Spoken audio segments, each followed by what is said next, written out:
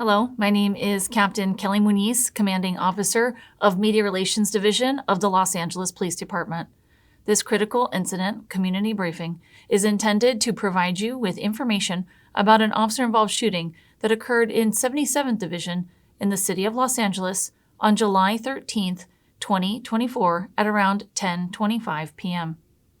You're about to see relevant video footage and learn about other evidence and police procedures related to the case so you can have a better understanding of what occurred based on what we know right now. The LAPD conducts very thorough use of force investigations, which typically require investigators to interview multiple witnesses, view numerous hours of video footage, and analyze a significant amount of forensic evidence. We are still at the very early stages of this investigation, which can often take up to a year to complete, and our understanding of this incident may change as this additional evidence is collected, analyzed, and reviewed. We also do not draw any conclusions about whether the officers acted consistent with our policies and the law until all the facts are known and the investigation is complete. A word of caution: the images and information you're about to see may be disturbing.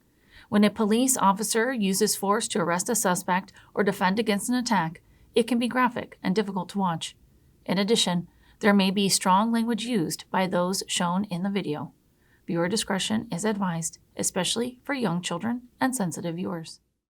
77th Division plainclothes vice officers were in the area of 66th Street and Figueroa when one of the officers observed the occupants of a silver Cadillac wearing ski masks involved in a possible dispute with the driver of another vehicle.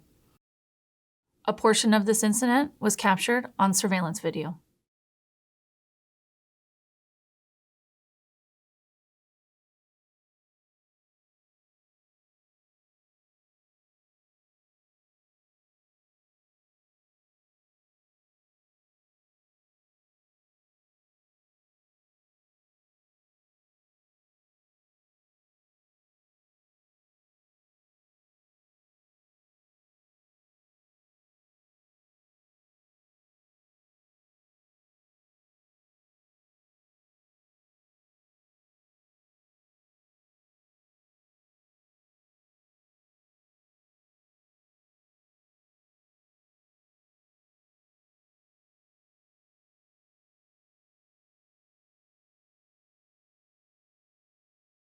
That information was then broadcast to other units in the area.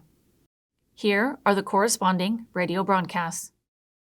What's up with this vehicle right here at the intersection? Looks like they fucking TC'd into each other or something. Hey, is there a black and white available? Camry going southbound, taking off from a gray Cadillac CTS. Follow that car because they were all masked up. Follow that car. Follow that car. Roger, we're going to be following the gray Cadillac westbound. Mike, did you see him TC into that Corolla for the Camry? Yeah, it was kind of strange. I don't know if they were together, but they pulled in front of that car, that Toyota Camry, and then they jumped out and they were masked up. Then they continued southbound on Denver. Roger, we saw a bunch of heads jump out on the Cadillac, then the Toyota took off southbound. We still have it going eastbound 67th Street from Figueroa. Roger, just call it. Have them stop them. Roger, southbound Figueroa. The Cadillac is going to be following that same Camry. They're both, yeah, they're going to be following. I don't know if it's road rage. Cadillac is northbound Figueroa. Just follow them, see what they do. Roger. A vice supervisor who is driving by himself in an unmarked vehicle observed the Cadillac and followed it as it traveled eastbound on 66th Street. He's getting in the number 1 lane now. He's about to make a turn. Disregard. He's about to make an eastbound turn on 6-6. He's at Flower right now. Looks like he's setting up to make a southbound turn. Actually, he's taking the curb, 6-6 and Flower. As the Cadillac approached Flower Street, the vehicle pulled over to the south curb, then turned north and stopped, blocking both lanes of traffic on 66th Street. 2 male passengers of the Cadillac then exited the vehicle, and 1 masked passenger approached the front driver's side of the vice supervisor's vehicle, resulting in an officer-involved shooting.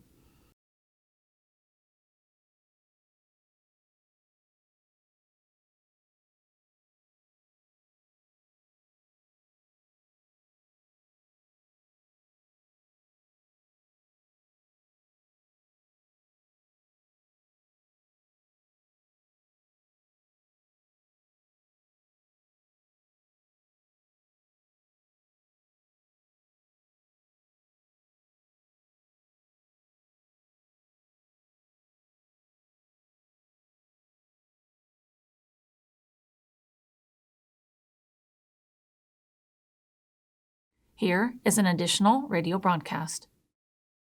12 Victor 10, officer needs help, shots fired. 6-6 and Flower. Suspect is southbound Flower in a gray Cadillac. That masked passenger was later identified as Ricardo Ramirez. Ramirez was struck by gunfire and was subsequently taken into custody. Immediately following the officer-involved shooting, the officers requested a rescue ambulance. While waiting for the rescue ambulance, officers attempted to render aid until paramedics arrived. A portion of this incident was also captured on the responding officer's body-worn video. Body-worn video cameras are used by most officers assigned to field duties. They are worn at chest level and capture a general perspective within line of sight from that angle. The angle of the camera prohibits viewers from seeing everything the officers saw and experienced. Upon activation, both audio and video will turn on. However, body-worn video cameras have a buffer of video without audio from the previous 2 minutes prior to activation. This feature is designed to capture incidents that occur suddenly when an officer doesn't immediately activate the camera. Here is body-worn video from the officers involved in this incident. 6-5, coming up on Hoover. Hey, you alright? He's gonna be southbound Hoover. Yeah, I'm gonna hook him up. Yep. Go on. Found Flower, vehicle, the older model Ford Cadillac. Suspect and multiple occupants with black mask, westbound 6-5 from Figueroa. And you're doing a 37 frequency. Suspect now southbound Hoover. Hey, he's shot. Get an RA for him. Shot in the chest. Southbound Hoover from 6-5. What? Hoover. You guys have a medical kit or shirt we can render aid? To the last scene, 6-8 went to Hoover. Down 6-5 from Menlo. 16 to Menlo. We're gonna render aid. You got a shirt or something, Sarge? You have a shirt or I something? got frequency, quality 5 is in pursuit of a shooting suspect westbound 6-5 from Menlo. Request any person back to their supervisor. Also, let me get an RA. 6-6 west of Flower for suspect down, 1 shot in the chest. Approximately 25 years old, male, not conscious, not breathing. Let me get a crime scene, Fig, Flower, and between 6th Street. Yes, sir. You stay with me. 3-5, hold air. We're following the subject. Shooting 6 heading westbound 6-5 from Kansas. No, 3-5, continuing northbound Budlong. Hey, Sarge, leave the car right there. Westbound 6-5 from Budlong. Hey, let me see if he has a pulse. 12-5 is in pursuit of a shooting suspect westbound 6-5 from Budlong. Vehicle's older model, silver Cadillac. Yeah, no pulse. Roger, alright. Oh, he's taking some breath. 3-5, now continuing northbound. Should we take the handcuffs off so we can do CPI? Vehicle's gonna be blacked out. Side. In a position here, still blacked out for the red there. And they'll be coming up on Vermont, eastbound Slauson. Hey, units at Slauson and Vermont, hold. Hey, break, southbound units, break. Vehicle's still blacked out, eastbound Slauson and Vermont, going through the night. Los Angeles Fire Department paramedics responded and transported Ramirez to a local hospital to be treated for the gunshot wound he sustained during the incident. While there, Ramirez was pronounced deceased by medical staff. Ricardo Ramirez was an 18-year-old resident of Richmond, California. Immediately following the officer-involved shooting, the second masked passenger entered the Cadillac and was driven out of the area. Responding 77th Division uniformed officers observed the Cadillac and initiated a vehicle pursuit. The driver refused to stop, continued accelerating at a high rate of speed, and committed numerous traffic violations, ultimately leading officers onto the northbound 110 freeway. A portion of this incident was captured on the responding officer's digital in-car video. Most marked vehicles assigned to patrol have a camera mounted inside which activates when the emergency lights are turned on. The camera can also be manually activated. These digital in-car cameras have a buffer of video without audio. Upon activation, the camera goes back 1 minute and starts recording. Here is digital in-car video from the officers involved in this incident. Alright, I got him coming out the other side. And yep, sure enough, northbound, 110 freeway from Slauson. Notify CHP. Northbound 110 from Slauson.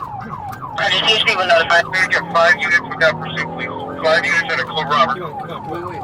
Did we cut off? No, that's fine. Keep All going. units code robbery, northbound 110 from Slauson, code robbery, northbound 110 from Slauson, requesting 5 additional units in the pursuit for George 30. Blackout still all the way over the right lane. Right lane's all the way over. I'm losing them in the Keep center. on. He's over there on the right. You want to choke them? Get over here.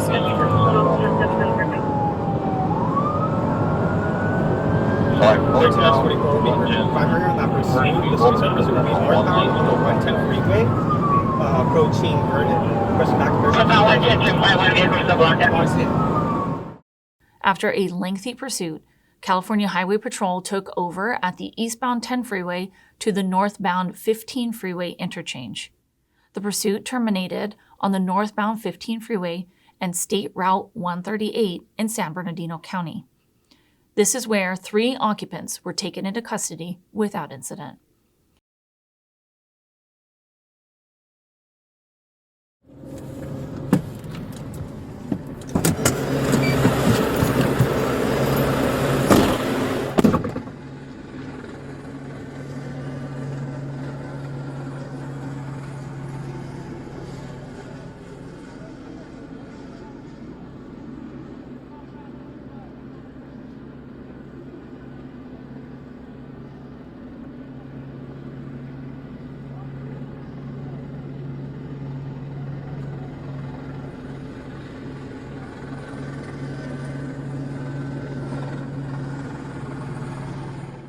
Here is additional body-worn video from one of the officers involved in this incident. Is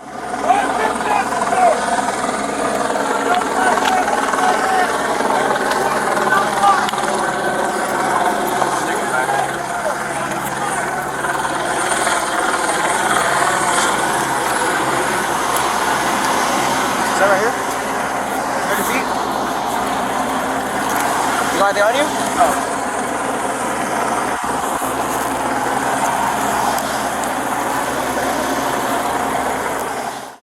The driver of the Cadillac was arrested for felony evading.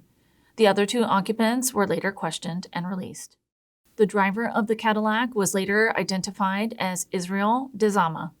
On July 16, 2024, the Los Angeles County District Attorney's Office filed the following charge against Dezama. 1 count of felony evading. Israel Dezama is a 26-year-old resident of Pittsburgh, California. As a part of the investigatory process, a pursuit investigation was also initiated. This pursuit investigation will be reviewed by the department upon completion for adherence to the law and department policy. In the next several months, the LAPD will continue to investigate and analyze this incident. We will continue interviewing any new witnesses that may come forward and complete any forensic tests.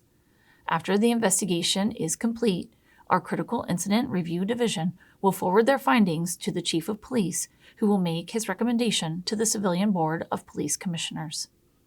The board will evaluate the evidence to determine whether the officer's tactics, drawing and exhibiting a weapon, and use of deadly force in this instance met the high standards expected of all Los Angeles police officers. If you would like more information on how the LAPD investigates all serious uses of force, visit lapdonline.org, where you can find the LAPD's use of force policy and procedure. Thank you for taking the time to view this critical incident community briefing.